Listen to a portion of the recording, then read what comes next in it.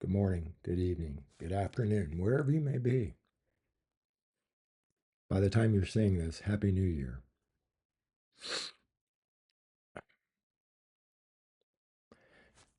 This is the 75th day since my last infusion,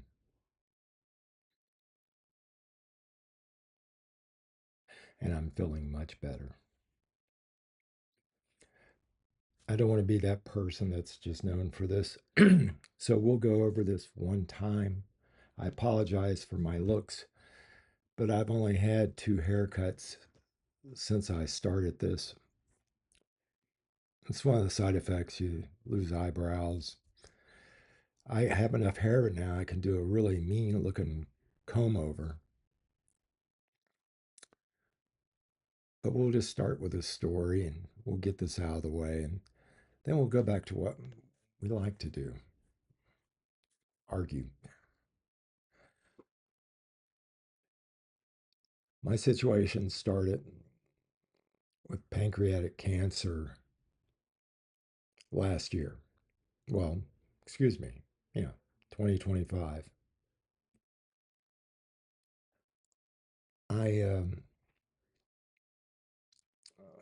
middle of, well, the end of January, I started noticing I was a little off color. Didn't think much of it, wasn't having any other issues.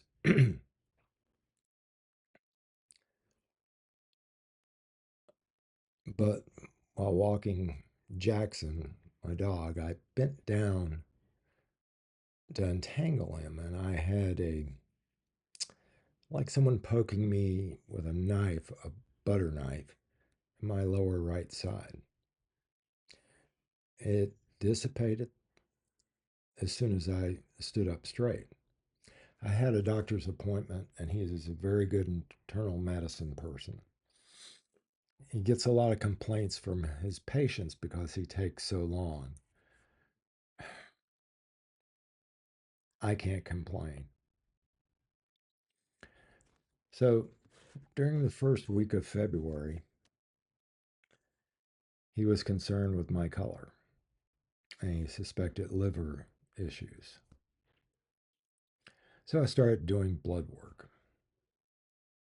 Then he set me up with, a CAT scan, then an x ray, blood work. February 14th, 2025, is when I went to get a PET scan. The hospital couldn't do it for about 3 weeks, but the doctor's secretary, Julie, she was able to find a place that I could get it done that weekend. So February 14th, a Friday.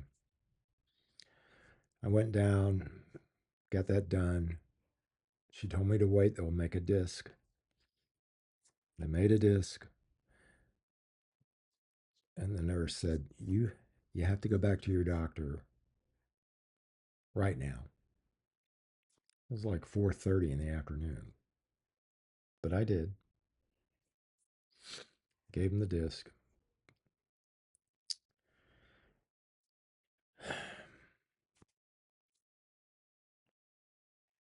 And you never think it's going to happen to you. I didn't think it would happen to me.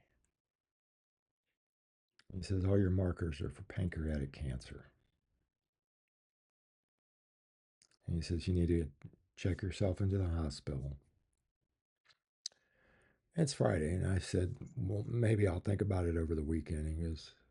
He just shut his laptop down and said, I will walk you over to the hospital. The ER was directly across the street from his office.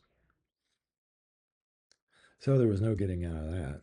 I drove my truck over there, but before I did that, I had to think about who I was going to call. Start thinking about that now if this ever strikes you.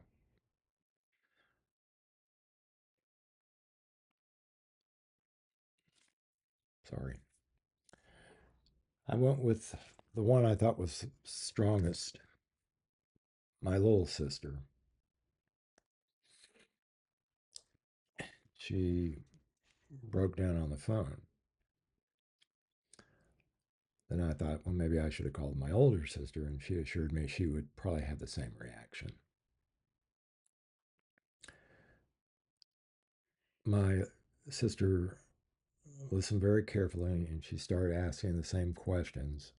Why? Well, I don't know. And I told her to call my children. And it may seem silly, I had an order in which I wanted her to call.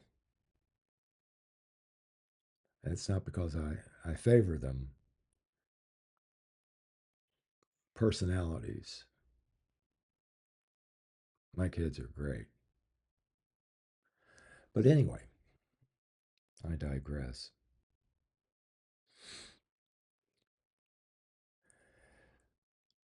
I checked myself in. I called my sister in law on my wife's side. She answered the phone very quickly. Usually I don't call her, so she has the same question. Why? How did this happen? Don't know. But I had them come and get my vehicle and alert my wife, who's has some disabilities. That's the best way to put it.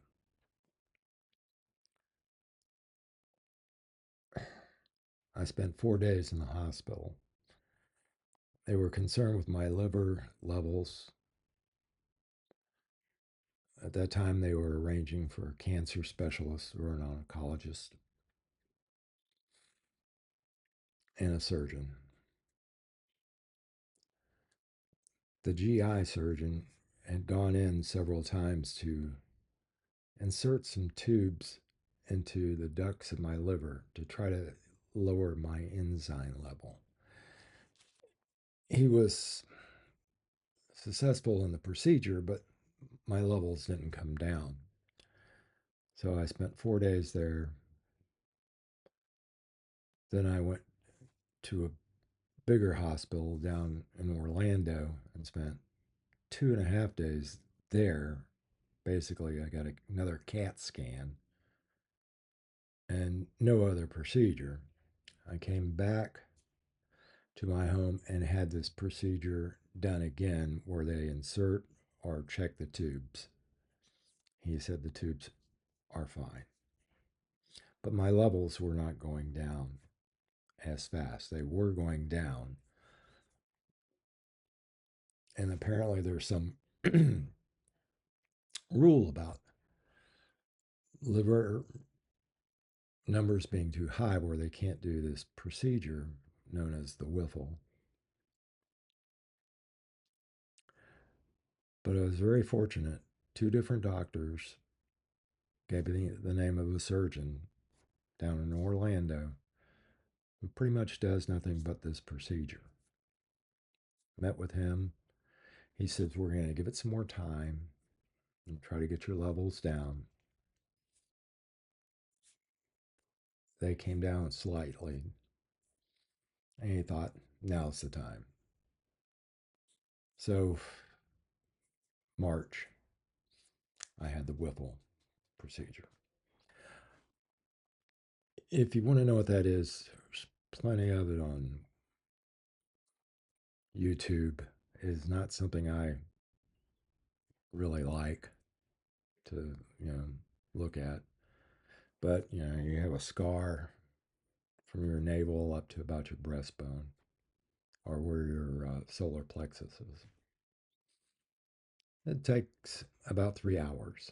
I stayed in the hospital for 7 days. I had some excellent care there. I had uh, my surgeon's associate. She would come in every morning about 5:30, ask how I was doing, looking at my procedure. I had a pain pump, which I used for the first 3 days.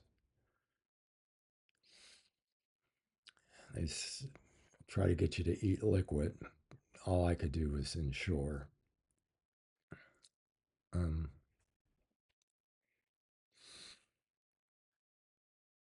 and then they released me from the hospital. And then I had to set up for my chemotherapy. I don't even know how to address chemotherapy. The,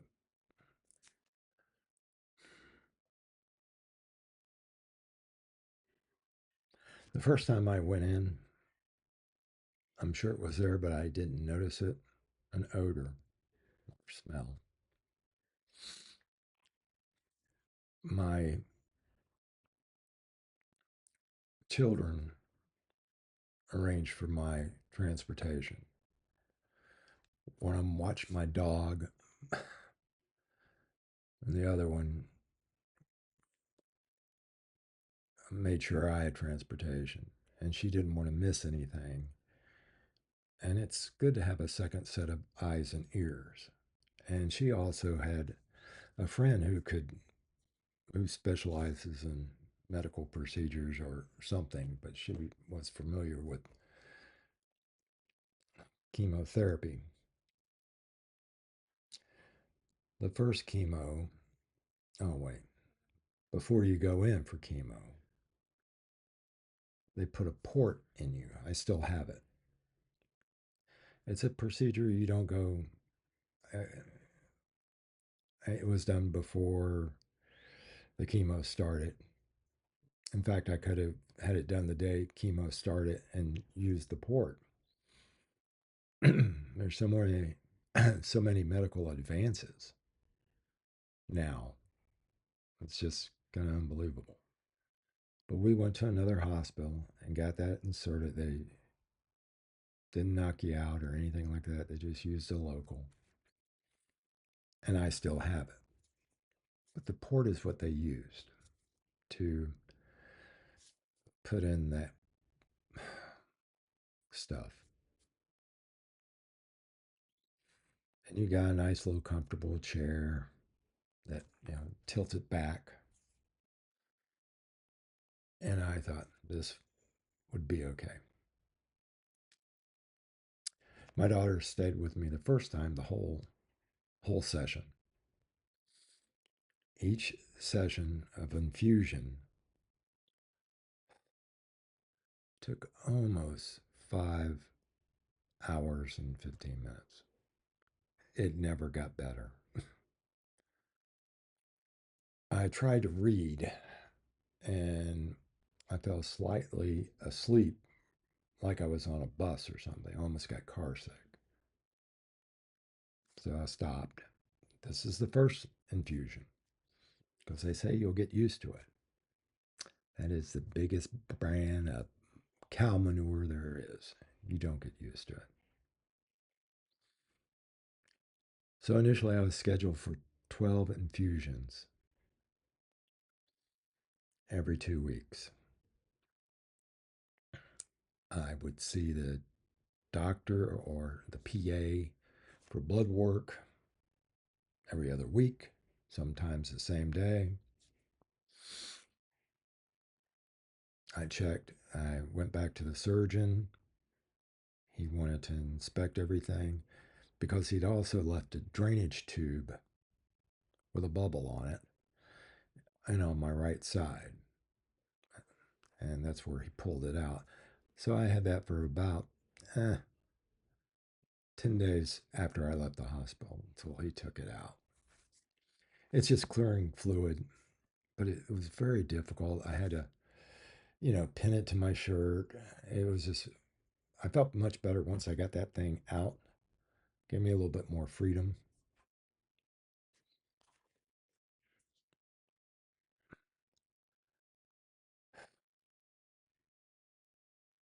The second infusion was a little different. As soon as I opened the door, I smelled the chemicals.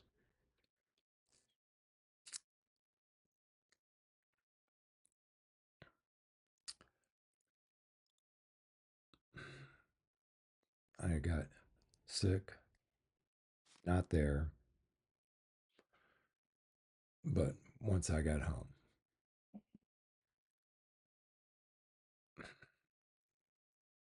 you don't really throw up. You kind of throw up, but just more of a dry heave. Headaches were common.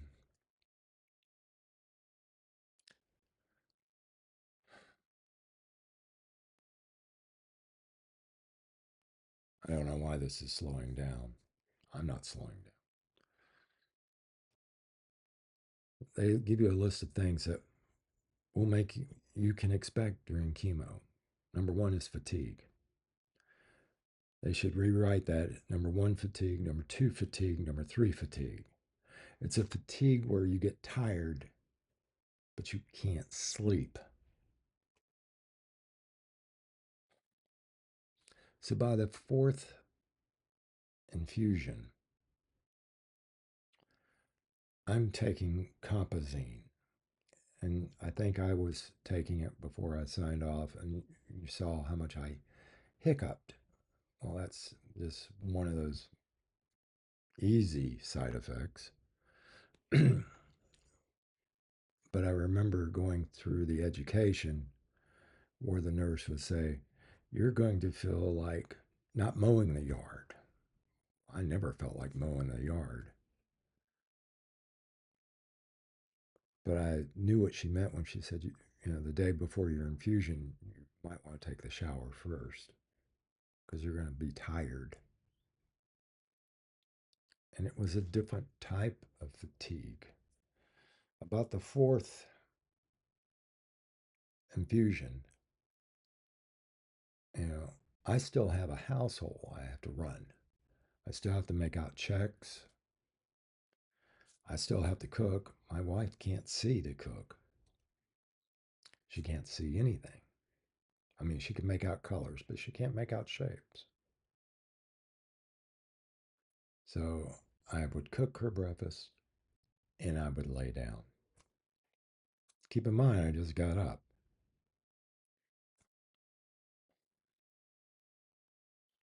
I'd get up, vacuum the floor or part of the floor, and I would lay down. That's the way I did things. I would have chores to do, and I would just do one, you know, laundry, wash, lay down, dryer, lay down.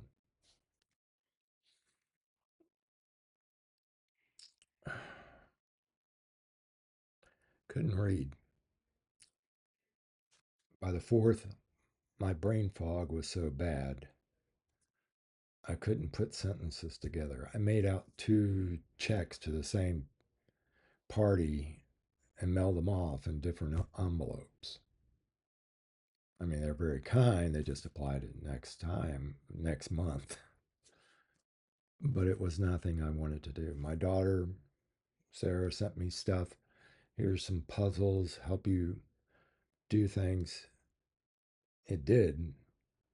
It did help, but concentration wise, I was losing it. I noticed the dog was, when I had come home from infusions, was happy to see me, but didn't want to stay close to me. I don't know if he was able to smell it on me, but it's just weird. So around the fourth or fifth time I'm of the infusion, I'm considering this is not worth it. I lost some of my hair. I had neighbors that said, it's your decision. I had family that said, it's your decision. My children said, it's not your decision. It's our decision. You got to keep going. And I kept going. There were times that we had to skip because there were new things to worry about. White cell count, dangerously low. They would say, this is what we're going to do. We're going to cheat. We're going to give you a shot. And the next day you'll come in, your white cells will be up naturally because this is what the shot does. Then I had a blockage in my port, and they apparently have stuff called a rotor feeder. They would stick that in, and it would reopen the port. When I had my sixth infusion, I felt some relief. Not enough, because it doesn't get better. They keep saying, you'll feel better. You'll feel better because you're getting closer. You, and then later, when I talked to the doctor, I said, how long will it take me to get back to my old self? You've been on infusions for 6 months. It's 2 months for every month. So a year before you're back to normal.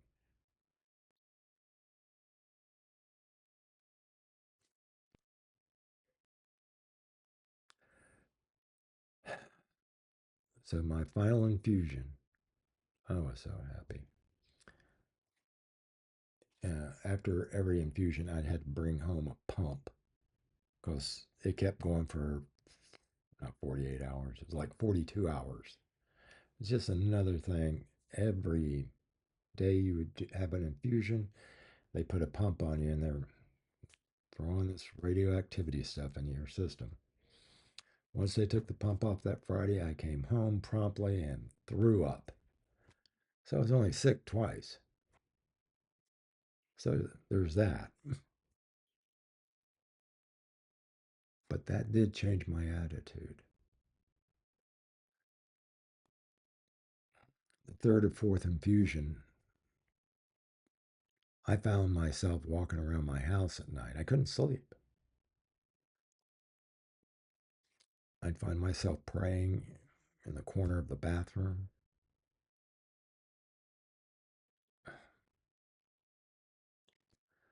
Kept waiting for like a truck to run me over. Just finish this off. It is hard for people to find faith.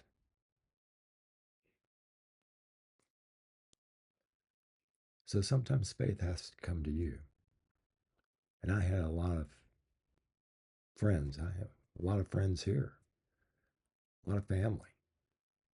My sister would come over, make something delicious every Sunday. It would, get us through the days, couple of days. My barber was praying for me. Former employees were praying for me. Some of you were praying for me. My friends down at the park were praying for me. And something came to my mind one day while I was praying for myself, as selfish as I was. And it came to me that at least I have Christ in my life. How do people without him survive this? That stuck with me.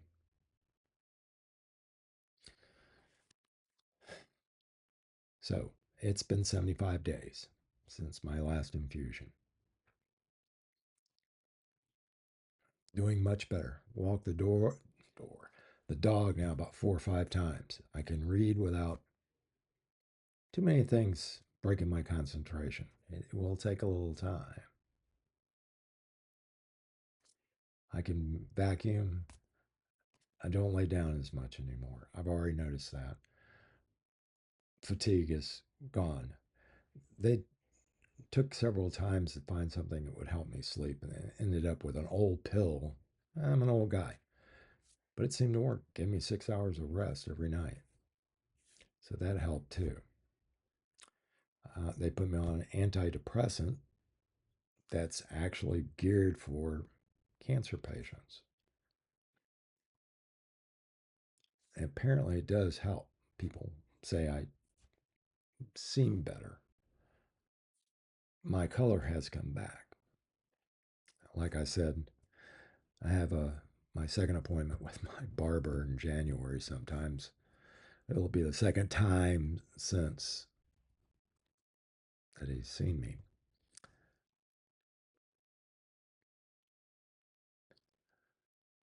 But I do appreciate it. I appreciate all your support. This was not easy. This by far was the toughest thing I saw. I had a baby with it. I lost almost 30 pounds. I have gained back about 16 because now I can eat regular. They warned me about ice stuff, cold stuff. You don't pay attention to it, and you drink a diet coke or something with ice, and all of a sudden it feels like you got glass going down your throat. So just water, lukewarm, nothing cold. I found a way to eat Chex cereal was with protein shakes that weren't cold. Basically like milk. And I was able to get through that. It's one of those fun things you discover about. But it's, it's good to be back in this chair. Writing bills that I know are correct.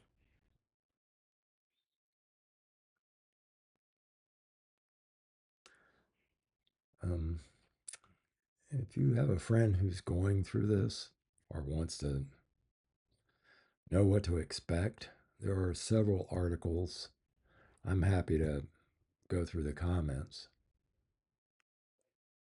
but it is surround yourself with support, friends, family, neighbors, YouTube, good doctors. Don't be afraid to ask your doctor questions.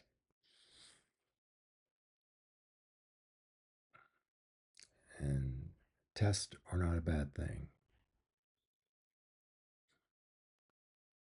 I'll let you in on a little secret. I was contemplating switching doctors before this happened. I'm so glad I didn't,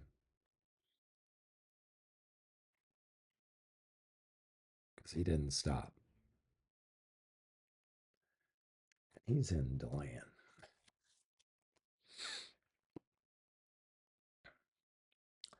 So that's it. And if you want to talk about this again, just put it in the comments. I'm going to try my best to stay away from it on YouTube because I don't want to be the pancreatic cancer guy. Right now, I'm in full remission. Got to get a CAT scan every this year 4 times. Blood work 4 or 6 times, and then everything goes down the next year. Okay, well, so hopefully this part's history now. Talk to me tomorrow. We'll try to look at history again. Thanks for your prayers. CW out.